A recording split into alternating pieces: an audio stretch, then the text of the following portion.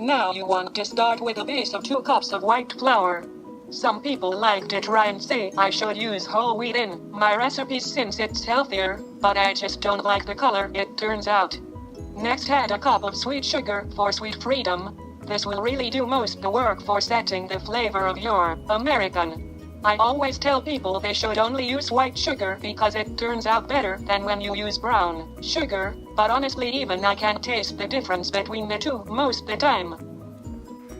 Now some people like to add in some spices at this point, maybe a little cinnamon or ginger, but you don't want any other flavors to affect the taste of sweet freedom in your American.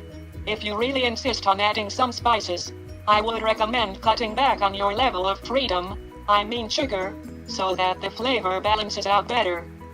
For the rest of the dry ingredients, we'll need 2 teaspoons of baking powder, though feel free to substitute any kind of white powder you have lying around, and a whole tablespoon of salt. Now trust me on this, I know it seems like a lot of salt, but this amount really helps your American turn out with the right attitude about the state this country is in nowadays. Now take a medium-sized melting pot and add in 1/3 cup of good old butter, 2/3 cup of clean water, available in most cities, and 2 tablespoons of coconut oil created through foreign labor. Melt and mix it over the heated arguments you had with your family during Thanksgiving due to political polarization, and then set aside to cool. Whisk together your wet and dry ingredients so people can no longer tell your American is made up of multiple backgrounds and cultures until you get a uniformly beige mixture. Make sure to grease your mold before adding the batter so that your Americans pop out easily and don't gain any visible signs of damage or defects. Yuck. Set your oven to 306 degrees to reflect how our government is a republic who pretends to be a direct democracy and put your Americans in to cook. Be sure you don't take your Americans out of the oven till they're done, unless you want to be a murderer.